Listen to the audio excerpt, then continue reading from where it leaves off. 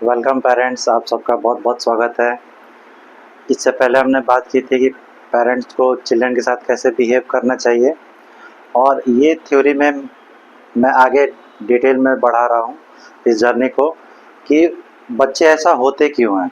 ठीक है, पिछला जो कंटेंट था वो मैंने एक एबीसी पेरेंटिंग कोर्स से लिया था, और ये बेसिकली बीएड के कोर्स से इंस्पायर्ड है।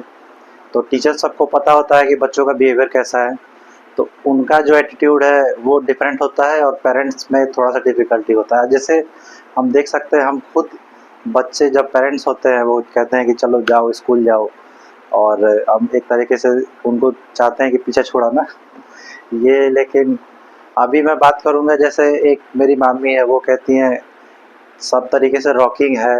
और खैर पेरेंट्स इतना समझते हैं, समझदार हो गए हैं कि अपना परेशानी बच्चों को दिखाते नहीं है। और बेसिकली मैं अभी बात कर रहा था अपने भाभी से, तो वो बोली कि बच्चे तो शैतान होते ही हैं, लेकिन डिफ़िकल्टी आती है सराउंडिंग से। तो इसलिए ये वीडियो सबको देखना बहुत ज़रूरी है। ठीक है, पहले डिस्कस कर लेते हैं कि ऐसा हो क्यों रहा है। टॉपिक है, मेरा बच्चा ऐसा क्यों करता है, why my child is behaving like this. इसका आइडिया ओवरव्यू लगभग सबको होता है, फिर भी एक बार पॉइंट वाइज डिस्कस कर लेते हैं क्या है। पहला है कि वो मेरा मेरा क्यों कहता है, कि ये सामान मेरा है, ये खिलौना मेरा है। उनसे हम खेलते भी हैं तो ये बात करते हैं कि ये जो तुम्हारा खिलौना है ये मेरा है, तो वो कहता है नहीं मेरा है।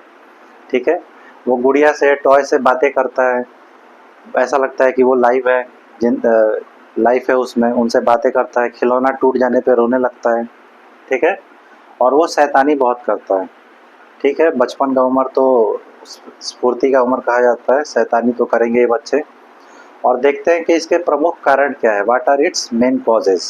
तो इसके मेन कॉजेज में आता है पहला, ईगो सेंट्रिज्म, मतलब अहम केंद्रित। अब इसको एक मिनट में ऐसे कहूँ कि ईगो सेंट्रिज्म मतलब आपका क्या पर्सपेक्टिव है, आपका क्या थॉट प्रोसेस है, उससे बच्चे को एक तो वो समझता नहीं है, और दूसरा उसको मतलब भी नहीं है।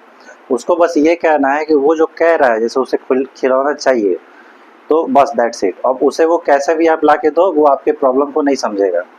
तो उसे कैसे हैंडल करना है, रोल प्ले के थ्रू हैंडल करना है। ये मैंने स्टार बनाया है, मेरे करण भाई ने फीडबैक दिया था कि थोड़ा क्रिएटिव भी काम करो।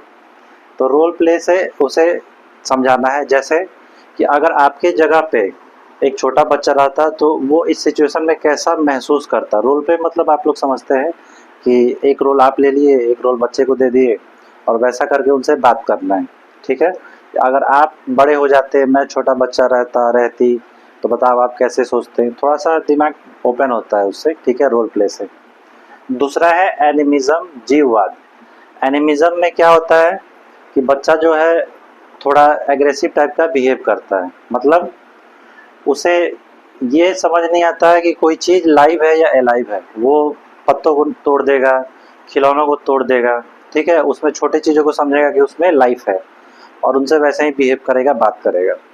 तो उस केस में जैसे कुछ होता है, घर पे कप टूट गया या फिर खिलौने टूट गए, तो उस केस में हमें करना ये है कि गुस्सा नहीं करना है। We should not show our anger. हमें उन्हें समझना है। बेसिकली समझेंगे कैसे, उन्हें समझाना है कॉज एंड इफेक्ट का जो प्रिंसिपल है वो कैसे स्टोरी के माध्यम से आप समझा सकते हैं। कि जैसे एक स्टोरी उन्हें सुना सकते हैं कि इसका, ये स्टोरी चल रही है, ये इसका कॉज है और इसका इफेक्ट ऐसा हो सकता है। जैसे एक, अगर चींटी चल रही है, उसे आपने पानी डाल दिया चींटी के ऊपर, तो वो उसे परेशान करेगा। और उसे रोल प्ले के माध्यम से कैसे कहेंगे, अगर तुम्हें पानी में हम डाल देंगे, पानी के अंदर, तो तुम सांस कैसे ले पाओगे। ठीक है, इस तरीके से बेसिकली उन्हें समझना है। और वो वाई वाई क्यों कहते हैं बार बार, कि ऐसा क्यों हो रहा है। बहुत बहुत बातें करते हैं बच्चे, यार मुझे ऐसा बताओ, ऐसा समझ नहीं आ रहा है, ये बात बताओ, ऐसा क्यों हो रहा है, ऐसा क्यों हो रहा है। आप आंसर दोगे फिर नेक्स्ट सवाल की, ऐसा क्यों हो रहा है। तो उसमें उनका ये एक एक्चुअली एक अच्छा सिंबल है कि बच्चे अब ग्रो कर रहे हैं। ठीक है, सिंबॉलिक थॉट होता है उनका, अब विकसित हो रहा है। वो धीरे धीरे समझ रहे हैं अपने इन्वायरमेंट को, अपने चीज़ों के आसपास को। और उसमें एक चीज़ मैं कहना चाहूँगा कि वहाँ पे ये चीज़ें अवॉइड करें, बिकॉज आई सेड सो, मैंने ऐसा कह दिया तो आप ऐसा ही होता है। ये चीज़ हमें अवॉइड करना है। हमें करना क्या है, उनकी जो क्यूरियोसिटी है उसे प्रमोट करना है। क्यूरियोसिटी प्रमोट करेंगे तो आगे चल के उनके मतलब ओवरऑल डेवलपमेंट के लिए काफ़ी अच्छा होगा। ठीक है। और एक लास्ट में मैं आपसे सवाल करना चाहूँगा कि अगर आपको पेरेंटहुड में कोई रिसेंट डिफ़िकल्टी जो आई थी उसके बारे में आप कमेंट सेक्शन में ज़रूर बताएं। और एक और सवाल है कि आपकी मोस्ट डिफ़िकल्ट टास्क क्या है पेरेंटहुड में, वो भी आप कमेंट सेक्शन में ज़रूर बताएं। इस वीडियो को अपने व्हाट्सएप के स्टेटस पे ज़रूर लगाएं और मैं उनका धन्यवाद करना चाहता हूँ जो लोग लगा रहे हैं। और चलिए जर्नी को कंटिन्यू करते हैं। Thank you.